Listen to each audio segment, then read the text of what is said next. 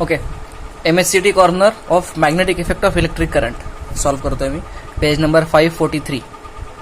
झालं असेल सॉल्व करून तर क्रॉस चेक करायला या. Start from question number 1. To particles X and Y moving having equal charges after being accelerated through same potential difference enter a region of uniform magnetic field and describe a circular path of radii r1 and r2 respectively. The ratio of masses. हां, आपण काय बघितलेलं आहे, जर magnetic field असं असेल आणि charge Q त्याच्यावरनं व्ही स्पीडने जात असेल तर त्याच्यावर फोर्स किती लागतो, F is equal to Q V cross B ना. आणि सगळे एकमेकांना व्ही आणि बी एकमेकांना परपेंडिक्युलर असतील तर काय येतं, क्यू व्ही बी हा फोर्स लागतो. आपण बघितल्याची डायरेक्शन व्ही आणि बीला परपेंडिक्युलर असते, नंतर बी खाली चालला आहे आणि व्ही राईटला चालला आहे, म्हणजे डायरेक्शन एफ अशी असणार ना. म्हणजे याचा अर्थ काय, ही डायरेक्शन कॉन्स्टंटली म्हणजे डायरेक्शनच्या अंडर हा गोल सर्कल करणार. आपण सगळं थेरी बघितलेली, मी काही थेरी काही सांगत बसत नाही. म्हणजे this force will act like a centripetal force, म्हणजे mv²/r असं त्याचं होतं ना रिलेशन. ओके, तर त्यांनी काय विचारलंय, दोन्ही सेम बघू. आपण पहिल्यांदा रिलेशन्स तरी मांडू. म्हणजे आर इज इक्वल टू काय येतं मला, mv²/QVB. ओके, एक व्ही आणि सॉरी व्ही आहे म्हणजे mv/QB. ओके, ही रेडियस असते त्या कर्वेचरची. ओके, आता पुढे त्यांनी चार्जेस सेम आहेत म्हटल्यानंतर क्यू सेम आहे, ठीक आहे. त्यानंतर त्यांनी सेम पोटेन्शियल डिफरन्समधनं त्यांनी ॲक्सेलरेट केलेलं आहे, म्हणजे दोघांची कायनेटिक एनर्जी सेम आहे. कायनेटिक एनर्जी किती असते, हाफ mv² तरी असते आणि that is equal to anyway त्यांची कायनेटिक एनर्जी ठीक आहे सेम आहे. That does not mean velocity same आहे, कारण मासेस वेगळे वेगळे आहेत. म्हणजे half m1v1² equal to half m2v2². Correct आहे. म्हणजे मला काय मिळेल इथे, half cut I get v1/v2 is equal to m2/m1 चं रूट. हां, आता हे सबस्टिट्यूट करायचं सगळं, म्हणजे काय मला मिळेल. त्यांनी मला मास विचारलं आहे ना, तर आय राईट हे I can say R, okay, R1/R2 anyway is equal to, इथे काय देता येईल, m1/m2 आणि हे v1/v2. पण v1/v2 काय आहे, रूट m2/m1 ना, म्हणजे हे m1/m2 आलं आणि हे रूट m2/m1 असं आहे, ठीक आहे का. अच्छा, तर त्यांनी काय विचारलंय, ratio of their masses x to y, म्हणजे m1 to m2 हा रेशो आपल्याला काढायचा आहे. म्हणजे काय इथे येईल, हे r1/r2 इज इक्वल टू हे आता असं येईल ना, रूट m1/m2 असं येईल. हे म्हणजे काय, this implies m1/m2 is equal to r1² म्हणजे याचा आन्सर डी आहे. कळतंय का. ओके, आता त्यांनी सोल्युशनमध्ये काय केलेलं आहे घोटाळा. त्यांनी v1 इक्वल टू, त्यांनी kinetic energy 1 equal to kinetic energy 2 असं करायला पाहिजे ना. त्यांनी v1 इक्वल टू v2 घेतलेलं आहे डायरेक्टली. तर त्यांनी हे भयानक गणलेलं आहे बघा, कारण असं कुठंच त्यांनी म्हणलेलं नाही आहे की सेम व्हेलॉसिटी आहे. त्यांनी काय म्हटलं आहे बघा, प्रॉब्लेम वाचा परत. Two particles X and Y having equal charge, okay, after accelerate through same potential difference enter a region वगैरे. सेम पोटेन्शियल डिफरन्स आपल्याला माहिती आहे, पोटेन्शियल डिफरन्स जर व्ही असेल दोन प्लेट्समध्ये तर, आणि हा पार्टिकल असतील, त्या पार्टिकलवर चार्ज जर क्यू असेल तर या पार्टिकलवर या व्हीच्या पोटेन्शियल डिफरन्समुळे किती एनर्जी मिळते, that energy is equal to Q into V. इतकी एनर्जी मिळते त्याला, या चार्जला. ओके, तर आणि ही एनर्जी असती हाफ mv². ही एनर्जीच कन्वर्ट होते ना याच्यामध्ये, त्यांच्या कायनेटिक एनर्जीमध्ये. आता दोघांचा पोटेन्शियल डिफरन्स, दोघांचा हा व्ही पोटेन्शियल डिफरन्स आहे, ठीक आहे, आणि हा व्हेलॉसिटीचा आहे. दोघांचा पोटेन्शियल डिफरन्स सेम आहे, दोघांच्यावर चार्ज सेम आहे. याचा अर्थ काय, दोघांवर कायनेटिक एनर्जी सेम आहे. पण m1 आणि m2 वेगळे आहेत, त्यामुळे कायनेटिक एनर्जी दोघांची सेम आहे, बट व्हेलॉसिटी दोघांची सेम नाही आहे, कारण M1 M2 वेगळे आहेत, मासेस वेगळे आहेत. तर त्यांनी हे मिझरेबली मिस्टेक केलेली आहे ही आर्यनपाल्याने, त्यांची खासियत आहे, डोंट वरी. तर याचा आन्सर आहे हेच आहे, R1/R2 whole square. Okay, second problem बघा. परत क्वेश्चन नंबर 2 करंट इलेक्ट्रिसिटीचा तिथं आलाय. Galvanometer of resistance 30 ohm is connected to a battery of EMF 2 volt with this much resistance, 1970 ohm resistance in series, a full scale deflection of 20 divisions. Okay, म्हणजे total resistance किती झाला गॅलॉनोमीटर म्हणजे सर्किटचा 1970 plus 30 म्हणजे झालं हे 2000 ओहम, हा ह्याचा रेजिस्टन्स झाला. ओके, आणि तो जर बॅटरीचा EMF आहे 2 volt बॅटरीला कनेक्ट केला, तर मला सांगा किती करंट फ्लो होईल, I max किंवा I किती फ्लो होईल, 2/R ना, म्हणजे काय 1 मिली अँपिअर करंट फ्लो होईल. अच्छा, आता 1 मिली अँपिअरला तो काय करतो, फुल स्केल डिफ्लेक्शन 20 देतो बरोबर आहे. तर त्याला to reduce the deflection to 10 divisions, जर हे सध्या full scale this much current is equal to 20 divisions आहेत. ओके, आणि मला तर डिफ्लेक्शन 10 डिव्हिजनच करायचं आहे, मला काट्याने जायचं, मला आय वॉन्ट द काटा टू गो ओनली 10 डिव्हिजन्स. म्हणजे आता करंट इतका फ्लो होणं योग्य नाही आहे, कारण इतक्या करंटला तो 20 डिव्हिजन जातो. म्हणजे इथं तरी सिम्पल 10 डिव्हिजनला काय किती करंट फ्लो व्हायला लागेल, ह्याचा अर्धाच फ्लो व्हायला लागेल ना, म्हणजे 0.5 मिली अँपिअरच फ्लो व्हायला लागेल. ओके, आता 0.5 फ्लो व्हायचं असेल तर त्यांनी काय विचारलेलं आहे, तर to reduce the deflection 10 divisions the resistance in series resistance किती, अगदी सेम क्वेश्चन आहे. मग काय मला आय काढायचं आहे, I is equal to E/R equivalent ना. ओके, व्हॉट इज ई ची व्हॅल्यू किती आहे, सगळ्यात पहिला आय ची व्हॅल्यू किती आहे 0.5 मिली अँपिअर. ओके, ई ची व्हॅल्यू आहे 2 volt, आणि आर इक्विव्हॅलंटची व्हॅल्यू किती आहे R+30. हे नवीन आर मला काढायचं आहे ना, 30 काय आहे गॅलॉनमीटरचा रेजिस्टन्स आहे, तर त्यात काही चेंज मला करता येत नाही.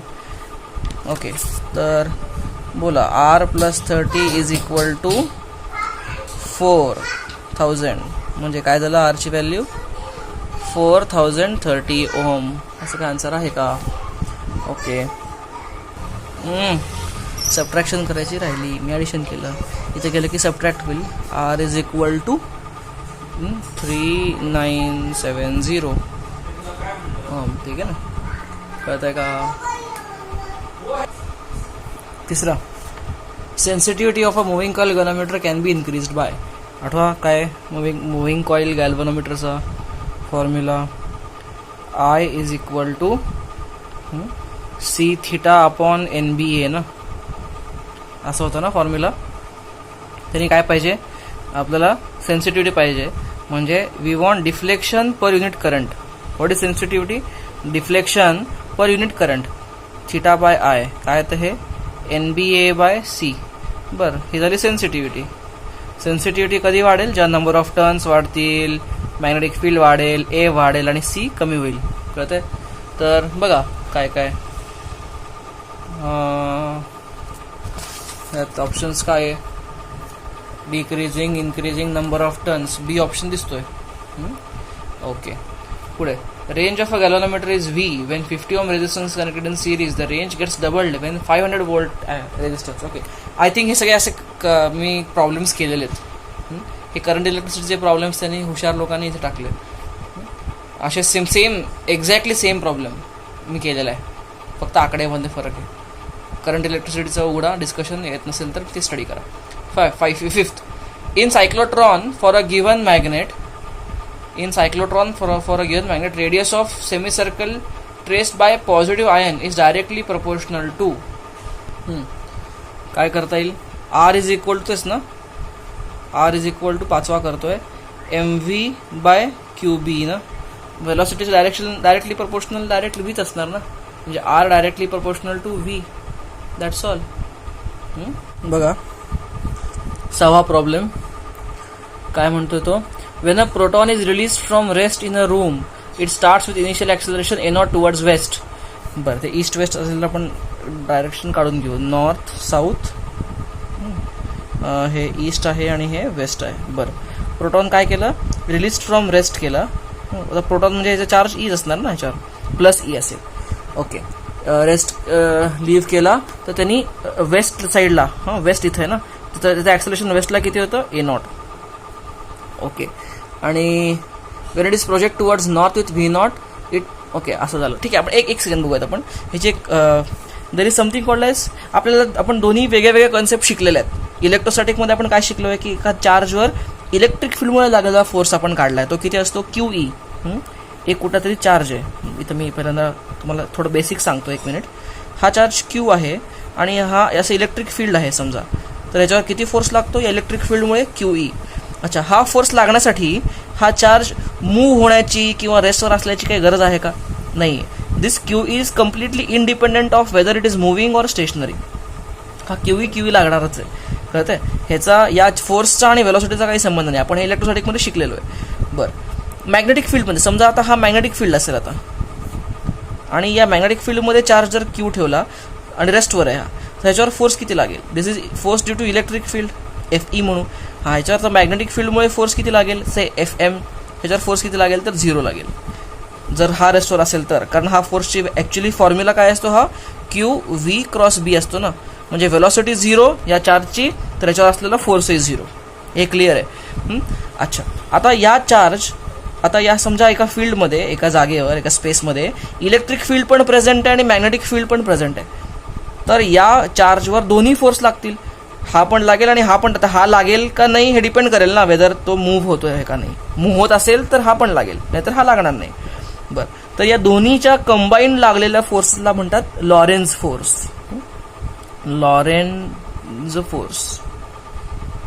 लॉरेन्झ फोर्स बेसिकली काय असतो, Q E plus Q V B, थोडक्यात Q V plus Q V B, हा लॉरेन्झ फोर्स असतो. एनिवे, हा आपल्याला सीईटीला आपल्याला सिलेबसमध्ये हा नाही आहे, तुम्ही काय त्याची काळजी करू नका. फक्त तुम्हाला एक शब्द माहिती असू दे, तुम्हाला एक सांगतोय ह्याचं. पण लॉरेन्झ फोर्स म्हणजे मॅग्नेटिक फोर्स लागायला एक गोष्ट गरजेची आहे, तर म्हणजे चार्ज शुड बी मुव्हिंग, तरच हा फोर्स लागेल, नाही तर लागणार नाही, कारण हे व्ही नॉन झिरो पाहिजे. बरं, आता हा जर व्हीनी मूव्ह होत असेल, आता त्याला क्यू व्ही क्रॉस बीनी लागेल ना, म्हणजे व्ही क्रॉस बी. आता या केसमध्ये अजूनही फोर्स लागणार नाही, कारण व्ही आणि बी एकमेकांना पॅरलल आहेत, म्हणजे व्ही बी साईन 0, क्रॉस प्रोडक्टमध्ये साईन असतो ना, साईन 0, अजूनही फोर्स 0च असणार आहे. तर या केसमध्ये अजूनही फोर्स लागणारच नाही. हां, आता असा व्हेलॉसिटी असेल तर लागेल का, येस. आता बघा, आता व्ही क्रॉस बी, ठीक आहे, डाऊनवर्ड्स फोर्स लागतोय, कळतंय. असा फोर्स, आता हा आणि हा फोर्स एकत्र लागणं, याला आपण लॉरेन्झ फोर्स म्हणतो. Come back. आता या प्रॉब्लेममध्ये त्यांनी काय सांगितलेलं आहे, ही नॉर्थ आहे, साऊथ आहे, ईस्ट आहे, वेस्ट आहे, ठीक आहे. हा त्यांनी प्रोटॉन ठेवलेला आहे. ओके, आणि प्रोटॉन रेस्टवर आहे, लक्षात घ्या. प्रोटॉन रेस्टवर असताना आणि या स्पेसमध्ये काहीतरी इलेक्ट्रिक फील्ड आहे, या स्पेसमध्ये काहीतरी मॅग्नेटिक फील्ड आहे, आणि त्यांनी जे ऑब्झर्वेशन त्यांनी केलं ते आपल्याला सांगितलं. त्या ऑब्झर्वेशन आपल्याला इलेक्ट्रिक आणि मॅग्नेटिक फील्डची व्हॅल्यू डायरेक्शन काढायचं आहे, ठीक आहे. इनिशियली काय, हा रेस्टवर होता आणि ह्याला हा ॲक्सेलरेट झाला, टुवर्ड्स वेस्टला ॲक्सेलरेट झाला ना. किती होतं ॲक्सेलरेशन, ए नॉट होतं, म्हणजे F equal to M A ना, एम ए नॉट, म्हणजे ह्याच्यावर किती फोर्स लागला गेला, हा इलेक्ट्रिक फोर्स असणार आहे, मॅग्नेटिक फोर्स असू शकत नाही. हा का, तर हा रेस्टवर होता. इनिशियली रेस्टवर असताना मॅग्नेटिक फोर्स लागतच नसतो, म्हणजे हा फोर्सची व्हॅल्यू किती आहे, एम ए नॉट, कळत आहे. आणि हाच फोर्स किती असला पाहिजे, क्यू ई ना. आता क्यूच्या ठिकाणी ई करतो, म्हणजे इलेक्ट्रिक फील्ड किती आलं, M A not by E, इतकं इलेक्ट्रिक फील्ड या ठिकाणी असायला पाहिजे. आणि कुठल्या दिशेला असला पाहिजे, टुवर्ड्स वेस्ट असायला पाहिजे ना, म्हणून तसा फोर्स लागेल, म्हणजे टुवर्ड्स वेस्ट, कळत आहे. ओके, म्हणजे इलेक्ट्रिक फील्ड तरी मला आन्सर आलं, म्हणजे सी आणि डी ऑप्शन तरी कट झाले, ए आणि बी मध्ये मला शॉर्टलिस्ट करायचं. ओके, आता बघू मॅग्नेटिक फील्डचं. तर त्यांनी पुढची कंडिशन काय म्हणली आहे, जेव्हा त्यांनी Wien it is projected towards north with a speed of V not, it moves with initial acceleration a3 towards waste. अच्छा, आता दुसऱ्या केसमध्ये त्यांनी काय केलं, आता याला नॉर्थच्या दिशेने प्रोजेक्ट केलं व्ही नॉट स्पीडनी, आणि काय झालं, तो टुवर्ड्स वेस्ट किती ॲक्सेलरेट केला, तो initial acceleration 3a0 towards waste. अच्छा, तो वेस्टला त्याने ॲक्सेलरेट झाला, इनिशियल ॲक्सेलरेशन किती होतं.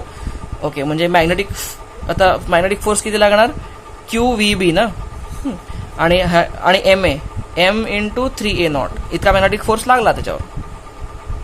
ओके, आता बरं एक काम करू, आता हा जो फोर्स लागला, हा फोर्स लागला तर टोटल लागणार, कळतंय का, टोटल लागणार म्हणजे किती आहे, म्हणजे इलेक्ट्रिक फील्डचा फोर्स लागणारच ना हा चार्ज मूव्ह होताना पण.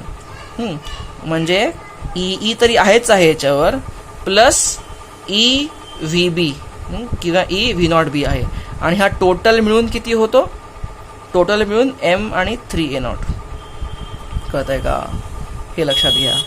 अच्छा, आणि नेट ॲक्सेलरेशन कुठे आहे, वेस्टला आहे. नेट ॲक्सेलरेशन वेस्टला आहे, हे तुम्हाला कळत आहे. ओके, बघा मग पुढे. मग हे इलेक्ट्रिक फील्डची व्हॅल्यू टाकली तर मी काय काय मिळेल मला, हे टाकला ई आणि ई कट होईल म्हणजे काय मिळेल, हे MA0 plus E V0 B is equal to M3MA0. कळत आहे, हे इथं गेलं म्हणजे काय झालं, E V0 B is equal to 2MA0.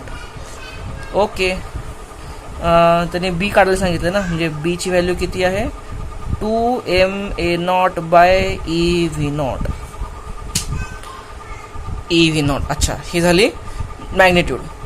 आता म्हणजे बी ऑप्शन तरी मॅच होतोय, बी. अच्छा, ए मध्ये पण तेवढीच दिलेली आहे. डायरेक्शन बघा, हा मॅग्नेटिक फोर्स पण असाच आहे. अच्छा, म्हणजे मॅग्नेटिक फील्ड कुठं पाहिजे, हा फोर्स आहे, आणि व्ही क्रॉस बी असतो ना फोर्स, मॅग्नेटिक फोर्स. कळत आहे का, व्ही क्रॉस बी असतो, तो व्ही क्रॉस बी, बी खाली जायला पाहिजे म्हणजे फोर्स असा लागेल. कळत आहे, म्हणजे याची डायरेक्शन कशी आहे, खाली आहे. आन्सर कळलंय, बी ऑप्शन कसा आला, हा चांगला प्रॉब्लेम आहे. पुढे 7वा काय म्हणलंय, a current loop in magnetic field experiences torque can be in equilibrium, in both states unstable, आणि बोथ स्टेट्स अनस्टेबल, आणि एक स्टेबल एक अनस्टेबल. अच्छा, मला सांगा टॉर्क काय आहे एका करंट कॅरिंग लूपचा, MB साइन थीटा ना, किंवा M cross B. Okay, what is this M, magnetic movement, I into area of the loop. अच्छा, तर M क्रॉस B आहे, तर मला सांगा टाऊ इक्विलिब्रियम असणं म्हणजे काय असणं, टॉर्क 0 असणं ना. मला सांगा टॉर्क 0 कधी होऊ शकतं, हे तरी 0 होऊ शकत नाही, हे तरी 0 होऊ शकत नाही, हा पण साइन थिटा 0 होऊ शकतो. म्हणजे theta is equal to 0 degree किंवा थिटा इक्वल टू 180 डिग्री. दोन्हीला काय होईल, इक्विलिब्रियम असेल. सगळ्यात पहिली गोष्ट म्हणजे, आणि या दोन स्टेजेसमध्येच इक्विलिब्रियम असेल. याचा अर्थ का पहिला ऑप्शन तरी कट, तो पहिला ऑप्शन म्हणतो की तो ऑल ओरिएंटेशनला टॉर्क एक्सपिरियन्स करतो, नाही, या दोन ओरिएंटेशनला टॉर्क एक्सपिरियन्स करत नाही. कळत आहे का, दॅट इज फर्स्ट. त्यानंतर एक सेकंड, दुसरा म्हणतोय की एका ओरिएंटेशनला इक्विलिब्रियम मध्ये असतं, नाही, दोन ओरिएंटेशनला इक्विलिब्रियम आहे. तिसरा म्हणतोय it can be equilibrium in 2 orientations, both equilibrium states are unstable. अच्छा, आता स्टॅबिलिटी आणि अनस्टेबिलिटी मध्ये कसं आपण बघतो हे लक्षात घ्या. त्याच्यामधली एनर्जी किती असते, एनर्जी काय असते, यू काय आहे, पीई कॉस्ट, नाही ते इलेक्ट्रिक डायपोलला असतं. मॅग्नेटिक डायपोलला कसं असतं, MB कॉस थिटा. अच्छा, तर मला सांगा थिटा इक्वल टू 0 डिग्री आणि थिटा इक्वल टू 180 डिग्रीला काय असतं, टॉर्क 0 असतो. पण इथं टाकून बघा, इथं काय झालं, यू ॲट 0 बघा काय येतं, MB कॉस 0 1, म्हणजे MB इतकी एनर्जी आहे, आणि यू इक्वल टू या ठिकाणी बघा कॉस 180 मायनस 1 आहे ना, म्हणजे इज इक्वल टू कॉस 180 किती आहे, मायनस MB. कळत आहे का. अच्छा, म्हणजे आता यातनं कन्क्लुजन काय आहे. तर एनिवे आपण हे शिकवताना आपण तुम्हाला म्हणलेलं आहे मी की कसं यातली एक स्टेबल असते इक्विलिब्रियम, एक अनस्टेबल असते. ठीक आहे, फाईन. पुढे बघू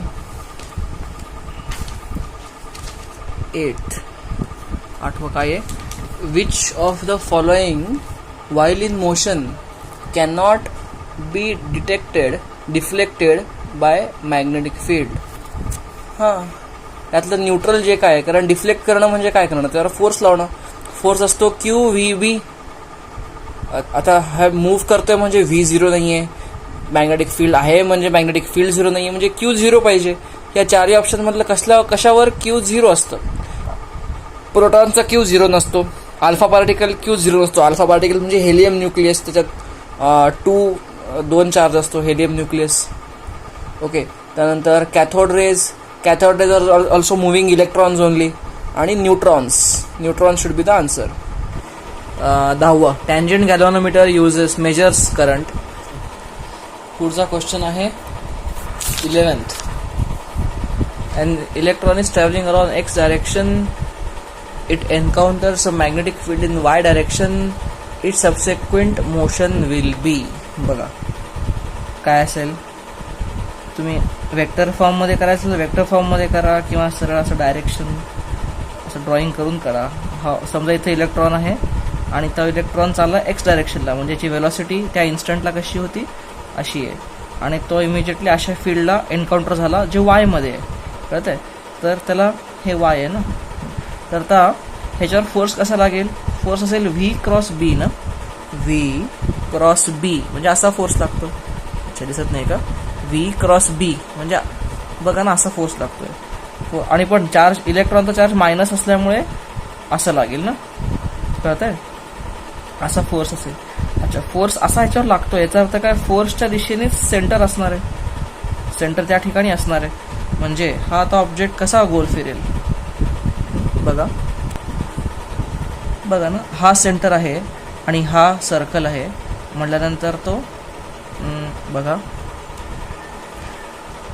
तो त्याची ट्रॅजेक्टरी जर समजा हा फोर्स नसता, मॅग्नेटिक फील्ड नसतं, तर तो असा एक्सचा अलॉंग गेला असता. पण मॅग्नेटिक फील्ड आल्या या दिशेने त्याचं काय झालं, सेंट्रिपिटल फोर्स लागला. म्हणजे हा जात असा होता तर तो आता असा डिफ्लेक्ट होईल. Can you imagine the 3D. म्हणजे बेसिकली तो 3D मध्ये म्हणजे हा कुठला प्लेनमध्ये डिफ्लेक्ट होईल, तो it will deflect in X Z plane. हे झेड आहे ना एक्सचा, बघ आडव्या या कागदाच्या आडव्या ह्याच्यावर तो बघा जात असा होता. असा जाता समजा त्याला इथे खुंटी अडकवली जाता तो असा गोल फिरेल ना. कळतंय का. तो this is going to be X Z plane. Answer इथं असणार आहे बी. पुढे ओके. आर्यंतवालांनी परत त्यात ॲज युजल मिस्टेक केलेली आहे. ती मिस्टेक आहे. ह्याचा आन्सर एक्स झेड प्लेनच बरोबर आहे, बी ऑप्शन. त्यांनी काय दिलेलं आहे आन्सर, त्याने आन्सर डी दिलेलं आहे, x y plane. Come on, x y plane. नाही असं काही नाही आहे. कळलंय आन्सर काय आहे, एक्स झेड प्लेन. असा तो या कागदाच्या या कागदावर हॉरिझॉन्टल प्लेनवर असा गोल फिरेल, सर्कल करेल. कळतंय. चला पुढचा बघू question 12. Okay. To decrease range of an ammeter its resistance need to be increased. An emitter has resistance R0 and range I. Which of the following resistance can be connected in series with it to decrease its range to I by N? लक्षात घ्या, ॲमीटरची range कधी पण वाढवता येते, कमी करता येत नाही. कसं काय मला एक सांगा. दिस इज ॲमीटर. ॲमीटर कशाने बनतो.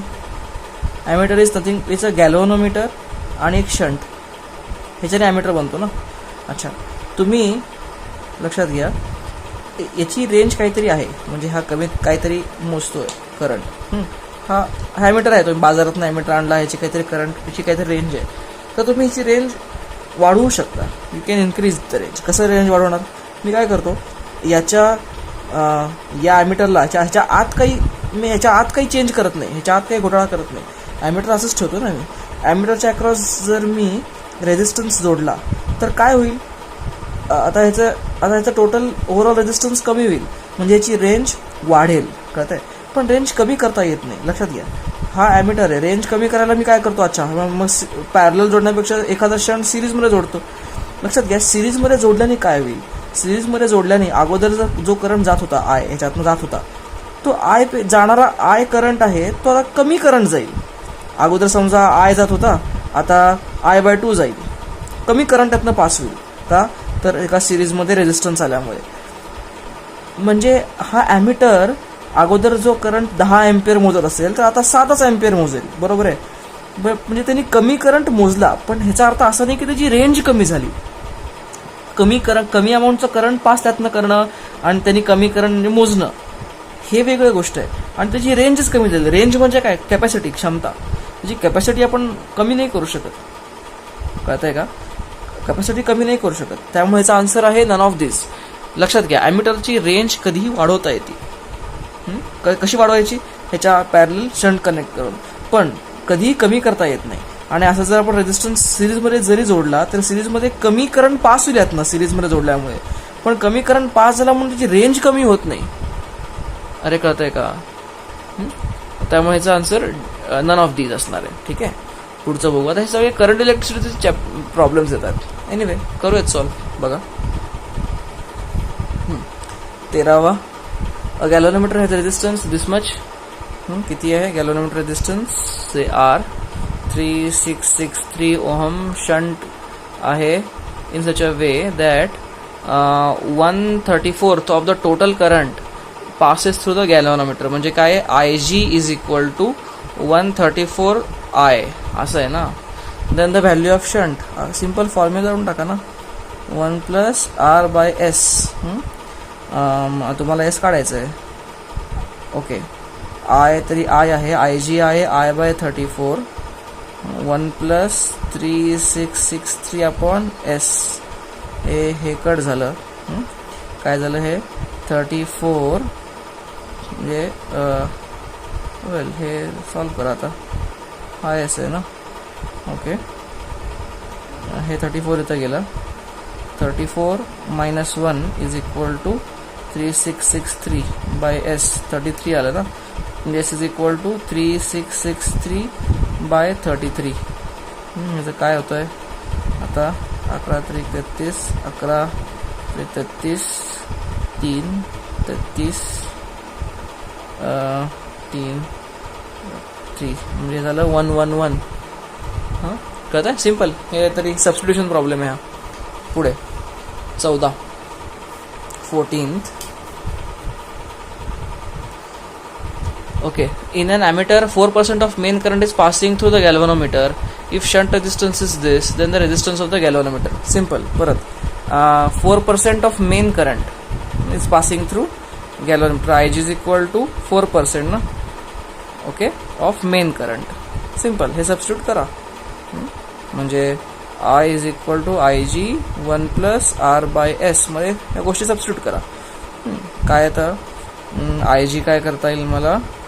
I/25 लिहू का? हे 1/25 लिहू. आणि हे 1 + त्यांनी काय म्हणलंय? R काढायचं आहे आणि शंट दिलेला आहे 5. असंच आहे ना हे. ओके, हे 25 आहे. 25 झालं. हे 24 झालं. म्हणजे R/5 इज इक्वल टू 24. म्हणजे R इक्वल टू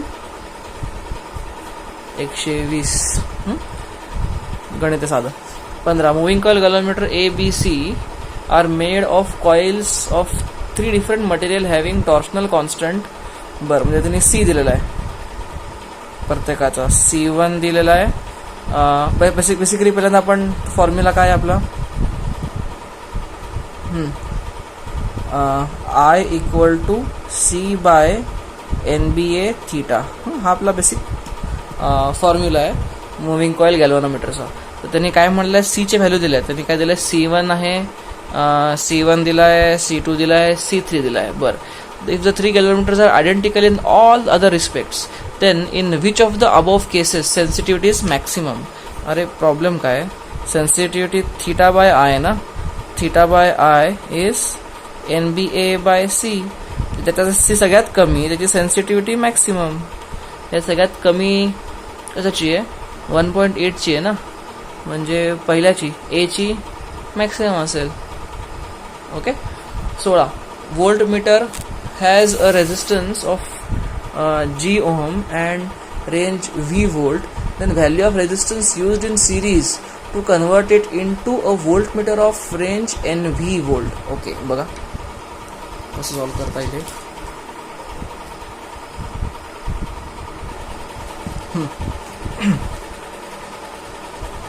ओके, बघा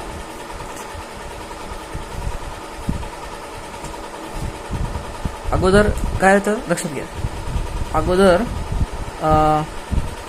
कुठलाही गॅल्व्हनोमीटर, मला सांगा कुठलाही गॅल्व्हनोमीटर जर मला कन्वर्ट करायचं असेल एका व्होल्टमीटरमध्ये, तर मी याच्यामध्ये काहीतरी शंट जोडतो, याला सिरीजमध्ये काहीतरी शंट जोडतो. गॅल्व्हनोमीटर रेझिस्टन्स जर आर असेल त्यात मी काहीतरी आता इथे जी म्हणलं, बट ठीक हरकत नाही, इथं मी काहीतरी शंट जोडतो. अच्छा, म्हणजे मला सांगा असं जेव्हा मी असं करतो तेव्हा ह्याची रेंज आता किती होती? आता व्ही काय असतो, किंवा आर इज इक्वल टू कसंही करा, व्ही असतो I G R plus S ना, असा असतो ना. अच्छा, आय जी, आता आय जी काय आहे? आय जी हा मॅक्सिमम करंट आहे ज्याला हे गॅल्व्हनोमीटर जळणार नाही. ते व्ही तरी फिक्स्ड व्हॅल्यू आहे. बरं, तसं जर असेल, आता त्यांनी काय म्हणलंय, हे आर प्लस एसला त्यांनी जी म्हणलेलं आहे, आर प्लस एसला त्यांनी जी म्हणलेलं आहे. म्हणजे ह्याला गॅल्व्हनोमीटरचं असं असतं ना, आणि ह्या गॅल्व्हनोमीटर आणि शंट जोडून व्होल्टमीटर म्हणलेलं आहे. तर व्होल्टमीटरचा रेझिस्टन्स जी ओम आहे. अच्छा, दोघांचं मिळून जी आहे. ओके, तर मग मी काय लिहितो, V is equal to I G into G. याचा अर्थ काय, आय जी किती करंट जाऊ शकतो याच्यातनं? इतका जाऊ शकतो. ठीक आहे, आता हे तरी या गॅल्व्हनोमीटरची खासियत आहे. म्हणजे तुम्ही बाकी काय करा, हा चेंज होणार नाही. हा जर वाढला तर मग, आणि आपल्याला रेंजच काढतात, रेंजमध्ये मॅक्सिमम गोष्टी काढायच्या, ह्याच्यापेक्षा वाढला करंट तर जळणार आहे ते. ओके, त्यामुळे ह्याच्यापेक्षा मॅक्सिमम चालणारच नाही. मग आता नवीन मला काय पाहिजे, रेंज जर मला रेंज नवीन जर एन व्ही बनवायची असेल, एन व्ही करायचं असेल तर V equal to I G plus G ना, म्हणजे तो काही रेझिस्टन्स आहे. आता याच्यासोबत आता मी काहीतरी एक नवीन रेझिस्टन्स जोडला, समजा आर म्हणून जोडला, नवीन काहीतरी आर डॅश म्हणून आर डॅश जोडला सिरीजमध्ये. आता काय झालं मला सांगा, N V is equal to I G into, मी काय म्हणतो, आर डॅश प्लस जी ना. हे कळतंय का? बरं, आय जी किती आहे, एन व्ही आय जी आहे व्ही बाय जी, आणि हे आर डॅश प्लस जी. बरं, मला त्याने आर डॅशची व्हॅल्यू विचारलेली आहे, कळतंय. म्हणजे हे N G minus G is equal to R dash, म्हणजे R dash is equal to G bracket N minus one. कळतंय कसं आलं हे? पुढे 17, the tangent galvanometer having coils of same radius are connected in series. Okay, same current flowing in them produces deflections of 60 degree and 45 degree respectively. The ratio of number of turns in the coil is. अच्छा, okay, tangent galvanometer आठवा, त्यात काय होतं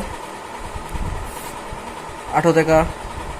tan theta is equal to काय होतं बघा, हे अर्थचं horizontal component आणि हा त्या कॉइलच्या सेंटरचा, आणि ह्याच्यामुळे आलेलं ते डिफ्लेक्शन, म्हणजे थिटा असं होतं ना deflection.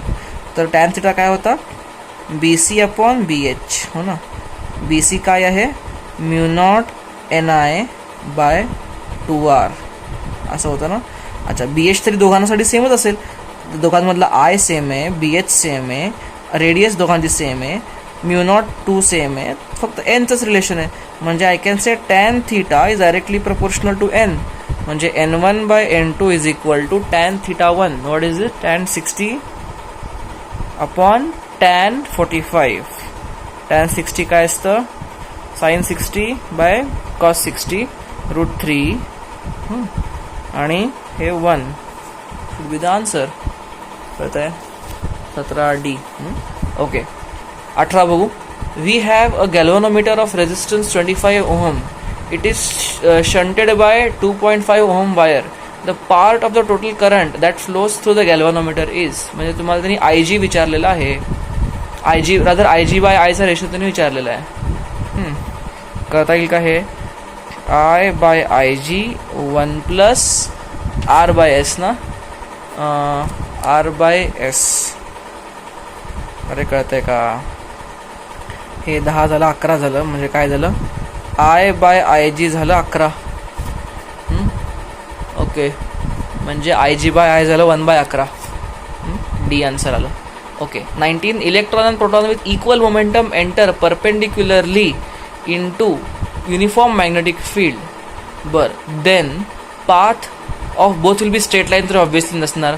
Both are equally curved, तसं पण नसणार, कारण दोघांचे मासेस वेगळे आहेत आणि इक्वल मोमेंटम आहे. बरं, म्हणजे एम आणि व्हीचा प्रोडक्ट सेम आहे. बरं, एक काम करू आपण, त्यांनी रेडियस विचारली आहे का, लेस कर्ड मोड करून रेडियस विचारली. रेडियसचा काय असतो, एम व्ही बाय क्यू बी ना. बघा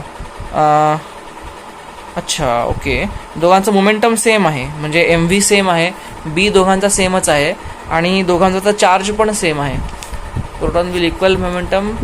okay, uniform. Then both will have straight line तर नसणार, आर इक्वली कर्ड असणार. बरोबर आहे. The path of electron shall be more curved, path of नाही इक्वली कर्ड असणार ना दोन्ही, कारण हे सगळं सेमच आहे. कळत आहे.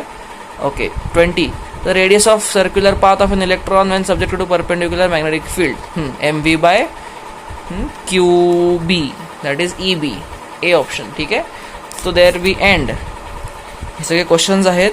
यातला तुम्हाला काही डाऊट, स्पेसिफिक डाऊट कुठले असतील तर तुम्ही रिवर्ट बॅक करा, त्याच्यावरचे आपण एक्स्ट्रा प्रॉब्लेम बघता येतील किंवा तुम्हाला मी टार्गेटचे काही प्रॉब्लेम देईल. ठीक आहे. चलो बाय.